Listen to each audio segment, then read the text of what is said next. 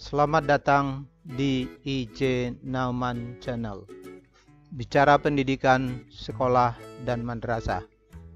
Jangan lupa subscribe atau like ya, terutama bagi yang belum pernah subscribe.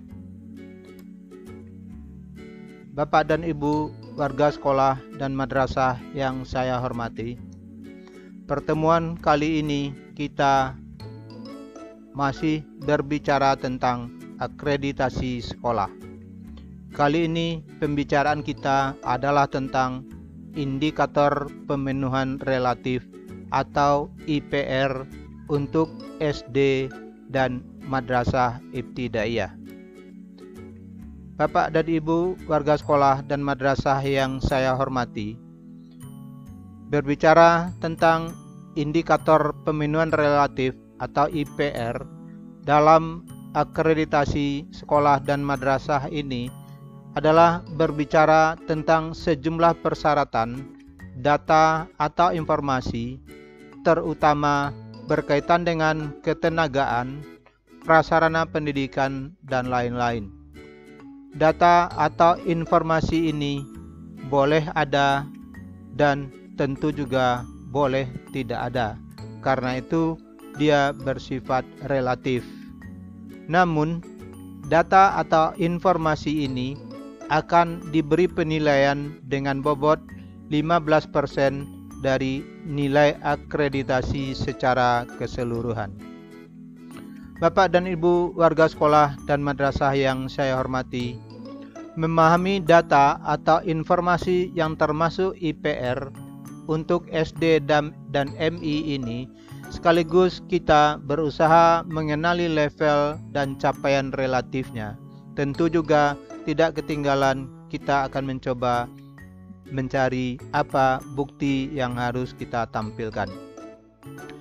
Meskipun data IPR ini diambil secara otomatis dari Dapodik atau EMIS, namun ada baiknya juga sekolah menyiapkan print out data tersebut, sebab suatu saat mungkin dibutuhkan oleh asesor untuk diverifikasi. Karena itu, kita dalam menganalisis IPR ini, kita lakukan 3 langkah yang hampir sama dengan menganalisis butir-butir kinerja, yaitu pertama, kita coba memahami butir IPR dan aspeknya. Kedua, kita dalami perbedaan capaian relatif pada setiap level. Lalu langkah ketiga, kita coba menentukan dokumen dan bukti capaian relatif yang diperlukan. Meskipun data-data dan informasi tentang IPR ini diambil atau ditarik secara otomatis oleh aplikasi BAN SM pusat dari Dapodik sekolah atau dari EMIS madrasah yang bersangkutan, namun pembicaraan kita kali ini bertujuan untuk mengingatkan sekolah atau madrasah, dalam hal ini operator Dapodik atau operator EMIS, agar mereka memastikan bahwa data dan informasi tentang IPR ini telah diperbarui atau diupdate dan telah diunggah atau diupload ke Dapodik atau EMIS sekolah masing-masing. Bapak dan Ibu warga sekolah dan madrasah yang saya hormati, terdapat 8 jenis data yang termasuk IPR untuk SD dan MI, yaitu pertama, kualifikasi akademik guru, kedua, sertifikat pendidik, ketiga, kesesuaian mengajar, keempat, tentang tenaga administrasi, kelima, jumlah siswa per rombongan belajar, keenam, daya listrik yang dimiliki sekolah, ketujuh, ketersediaan ruang penunjang, dan kedelapan, jumlah WC atau jamban yang terdapat di sekolah atau madrasah. Baiklah Bapak dan Ibu warga sekolah dan madrasah yang saya hormati, mari kita coba menganalisis butir IPR nomor 1, yaitu kualifikasi akademik guru minimum sarjana atau S1 atau diploma 4 dalam kurung D4. Kita coba menerapkan langkah pertama, memahami butir IPR 1 ini. IPR yang akan dinilai adalah kualifikasi akademik guru minimum sarjana S1 atau diploma 4. Artinya, akan dihitung jumlah guru yang sudah berpendidikan minimal sarjana S1 atau diploma 4. Yang dihitung itu semua guru yang mengajar di sekolah atau di madrasah tersebut, baik guru itu ASN atau PNS maupun guru honorer yang dibuktikan dengan ijazah mereka. Artinya, semua guru yang bertugas mengajar yang tertuang dalam SK pembagian tugas dan sudah terdaftar di Dapodik atau EMIS akan menjadi subjek untuk dihitung. Bapak dan Ibu, warga sekolah dan madrasah yang saya hormati, kita terapkan langkah kedua, mendalami perbedaan capaian relatif pada setiap level dengan mencari kunci-kunci pembeda setiap capaian relatif tersebut.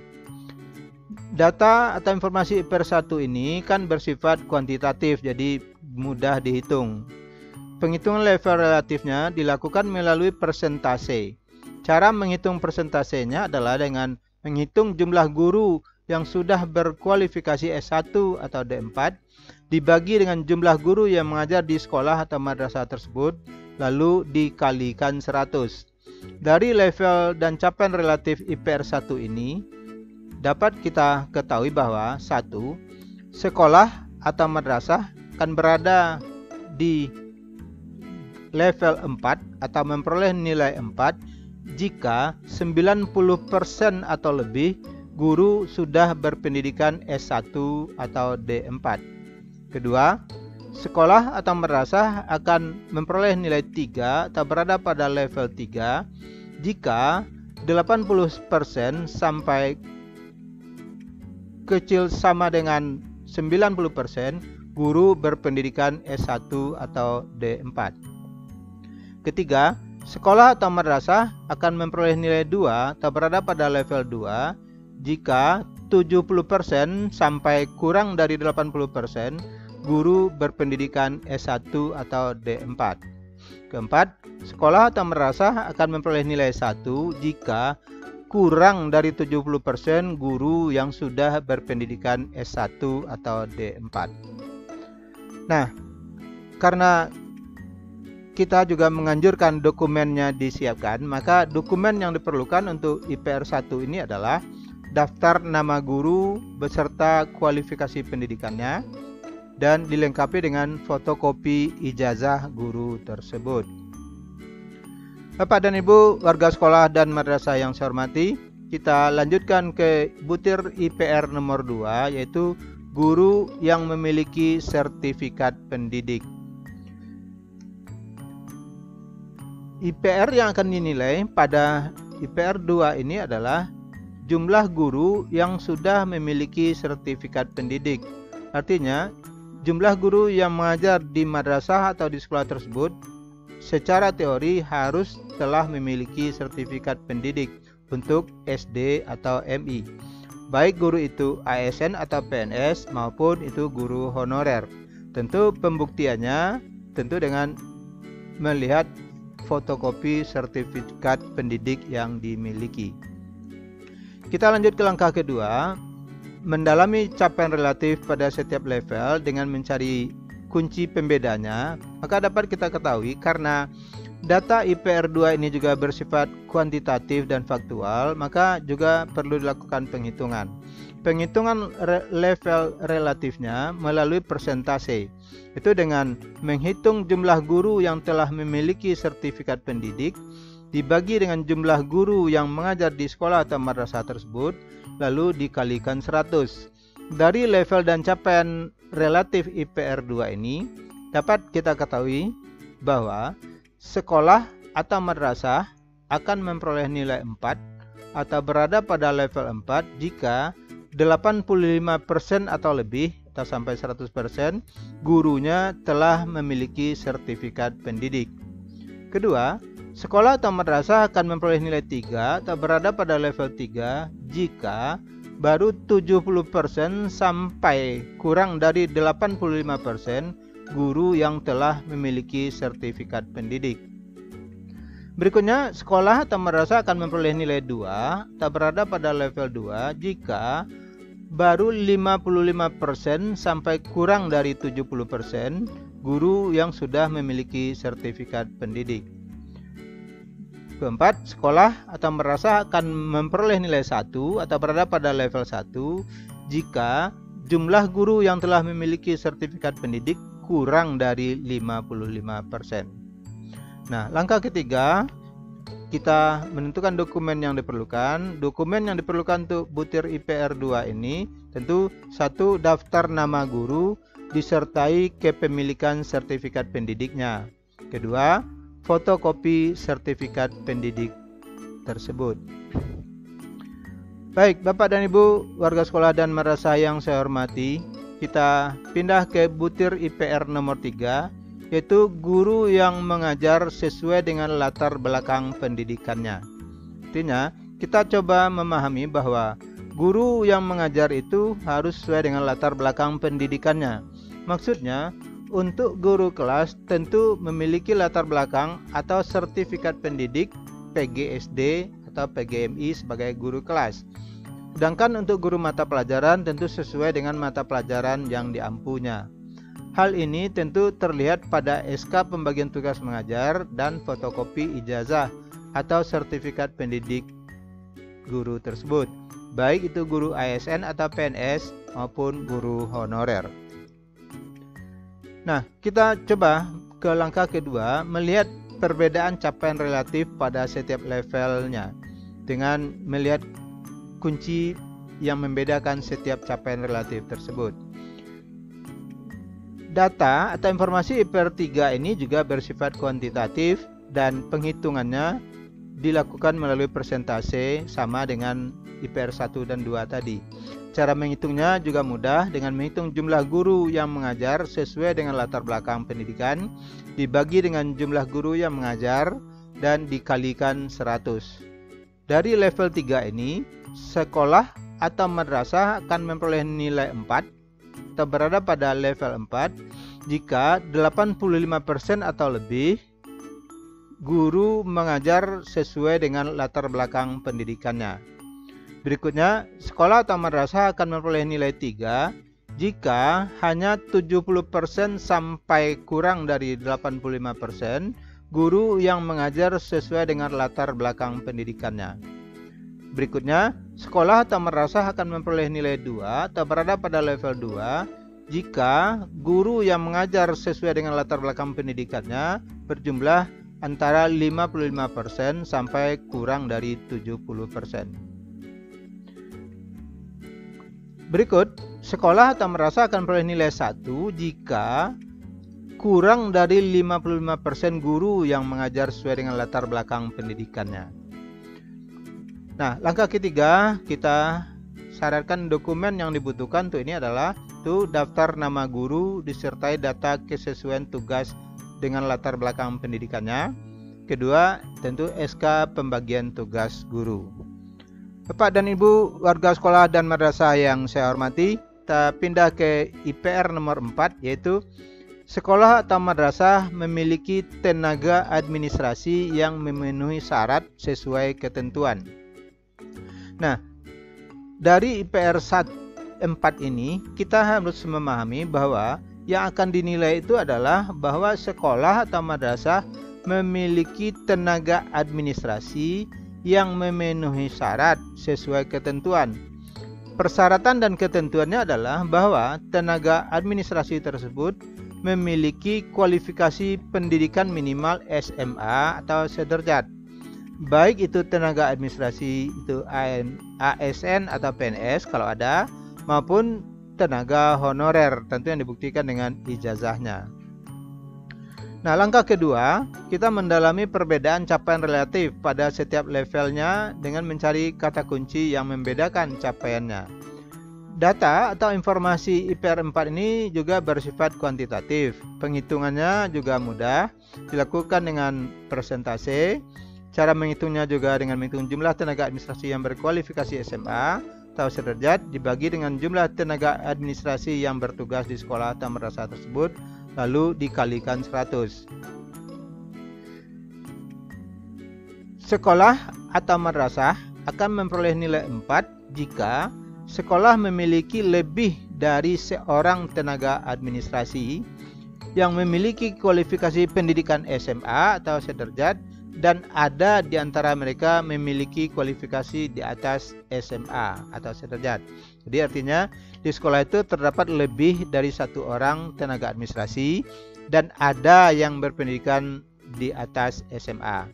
Kedua, sekolah atau madrasah akan peroleh nilai 3 atau berada pada level 3 jika sekolah atau madrasah memiliki lebih dari satu orang tenaga administrasi yang kualifikasi pendidikannya semuanya SMA atau sederajat.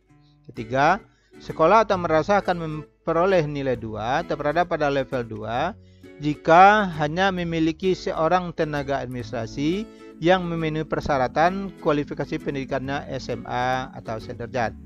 Keempat, sekolah atau madrasah akan peroleh nilai 1 jika memiliki tenaga administrasi dengan kualifikasi pendidikan di bawah SMA sederajat atau tidak memiliki tenaga administrasi. Langkah ketiga, menentukan dokumen yang diperlukan. Tentu dokumen yang diperlukan adalah daftar nama tenaga administrasi serta kualifikasi pendidikannya. Kedua, tentu fotokopi ijazah tenaga administrasi tersebut. Bapak dan Ibu warga sekolah dan madrasah yang saya hormati, kita lanjutkan ke IPR nomor 5, yaitu jumlah rombongan belajar. Jumlah rombongan belajar maksudnya adalah jumlah siswa yang berada dalam satu rombongan belajar. Dalam ketentuannya, jumlah siswa dalam satu rombel itu untuk SD atau MI paling banyak 28 orang siswa, meskipun jumlah minimalnya tidak ditentukan. Nah, langkah kedua, kita menentukan perbedaan capaian relatifnya. Dapat kita lihat bahwa datanya kan gampang dihitung, yaitu dengan menghitung jumlah siswa dalam setiap rombel. Maka sekolah atau madrasah akan memperoleh nilai 4 atau berada pada level 4 jika jumlah siswa per rombel itu maksimum 28 orang. Jadi paling banyak 28 orang siswa. Kalau kurang dari itu tidak apa-apa. Kedua, sekolah atau madrasah akan memperoleh nilai 3 atau berada pada level 3 jika jumlah siswa per rombel itu sebanyak 29 sampai 30 orang. Ketiga, sekolah atau madrasah akan memperoleh nilai 2 atau berada pada level 2 jika jumlah siswa per rombel itu sebanyak 31 sampai 32 orang. Dan sekolah atau madrasah akan memperoleh nilai 1 atau berada pada level 1 jika jumlah siswa per rombelnya lebih dari 32 orang siswa. Jadi kalau lebih dari 32, 33 atau seterusnya, maka sekolah berada pada level 1. Nah, dokumen yang dibutuhkan tentu untuk IPR 5 ini adalah daftar nama siswa setiap rombongan belajar. Baik, Bapak dan Ibu warga sekolah dan madrasah yang saya hormati, kita pindah ke IPR nomor 6, yaitu bangunan sekolah atau madrasah memiliki instalasi listrik dengan daya yang mencukupi kebutuhan. Nah, kebutuhan ini relatif, maka instalasi listrik yang mencukupi itu tergantung berapa yang dimiliki. Daya listrik yang dimiliki nanti kan dapat dilihat pada bukti pembayaran rekening listrik atau pada meteran listriknya. Maka capaian relatifnya adalah sebagai berikut. Sekolah atau madrasah akan memperoleh nilai 4 atau berada pada level 4 jika sekolah atau madrasah memiliki listrik dengan daya 1300 watt atau lebih. Berikutnya, sekolah atau madrasah akan berada pada level 3 atau memperoleh nilai 3 jika sekolah atau madrasah memiliki listrik dengan daya 900 watt. Ketiga, sekolah atau madrasah akan memperoleh nilai 2 jika daya listrik yang dimiliki sekolah hanya 450 watt. Keempat, sekolah atau madrasah akan memperoleh nilai 1 atau berada pada level 1 jika tidak ada listriknya. Dan bukti yang diperlukan tentu cukup dengan tanda bukti pembayaran rekening listrik. setiap bulannya.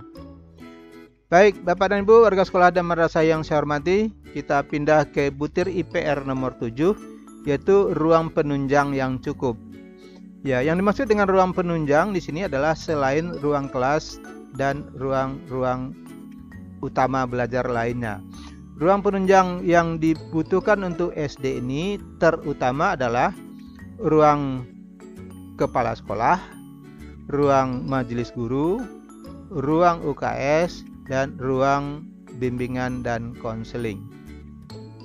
Nah, perbedaan capaian relatifnya itu juga mudah dilihat. Maka pada IPR 7 ini, sekolah atau madrasah akan memperoleh nilai 4 atau berada pada level 4 jika sekolah memiliki ruang kepala sekolah, ada ruang guru, ada ruang UKS, dan ada ruang bimbingan dan konseling. Sedangkan sekolah atau madrasah akan memperoleh nilai 3 atau berada pada level 3 jika sekolah memiliki ruang kepala sekolah dan ruang majelis guru dan salah satu dari ruang BK atau ruang UKS. Ketiga, sekolah atau madrasah akan memperoleh nilai 2 atau berada pada level 2 jika sekolah atau madrasah memiliki ruang kepala sekolah, ada ruang guru, tapi tidak memiliki ruang UKS dan tidak memiliki ruang bimbingan dan konseling. Keempat, sekolah atau madrasah akan memperoleh nilai 1 atau berada pada level 1 jika hanya memiliki salah satu saja. Misalnya hanya ada ruang kepala sekolah atau ruang guru saja.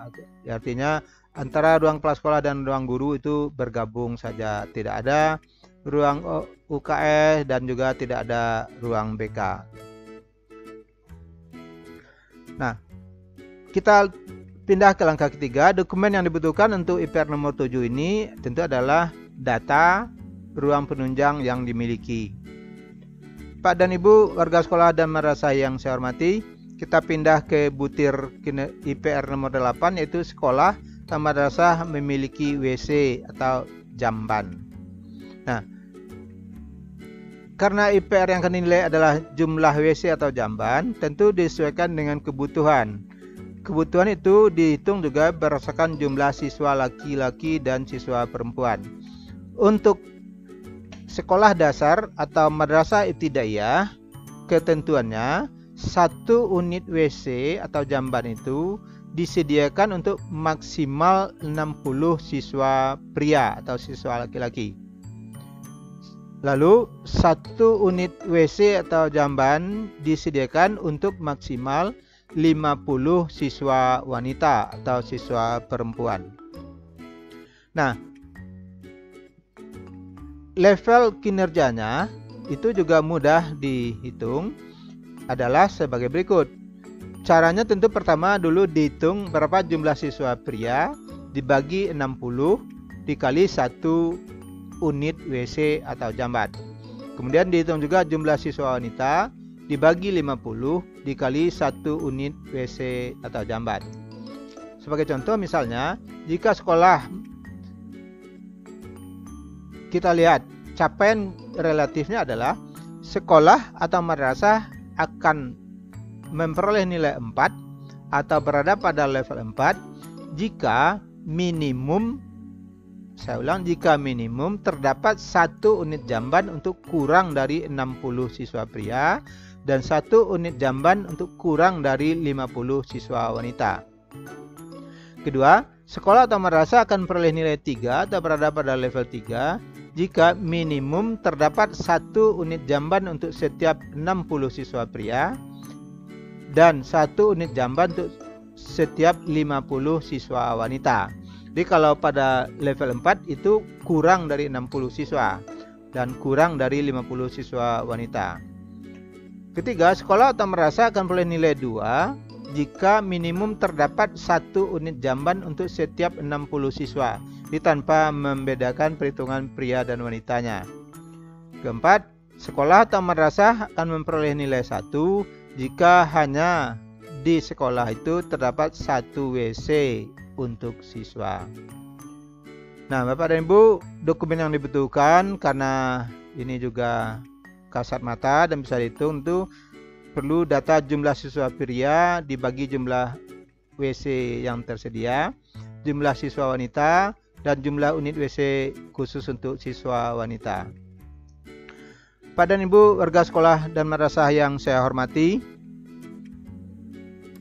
begitulah langkah-langkah yang kita lakukan untuk memahami butir-butir indikator pemenuhan relatif untuk jenjang SD dan madrasah ibtidaiyah. Saya ingin mengingatkan kembali agar operator dapodik atau operator emis memastikan bahwa semua data tersebut sudah diupdate dengan benar dan sudah diunggah ke dapodik atau emis. Dan saya menyarankan setiap dokumen dan bukti-bukti IPR dibuat hard copy-nya atau print out, disimpan dalam satu map untuk setiap butir IPR. Jadi akan ada map IPR 1 sampai 8. Bapak dan Ibu warga sekolah dan madrasah yang saya hormati, demikianlah pembicaraan kita kali ini. Saya ucapkan selamat bekerja. Saya doakan semoga pekerjaan Bapak dan Ibu merupakan bagian dari dedikasi Bapak dan Ibu di bidang pendidikan. Sekali lagi, tonton terus IJ Nauman Channel. Dan jangan lupa subscribe dan like. Juga saya ingatkan bahwa terdapat beberapa video saya yang membicarakan akreditasi sekolah atau madrasah. Saya berharap video-video saya tersebut dapat membantu Bapak dan Ibu mempersiapkan sekolah atau madrasah menghadapi akreditasi. Salam dari saya, Indra Jaya Nauman.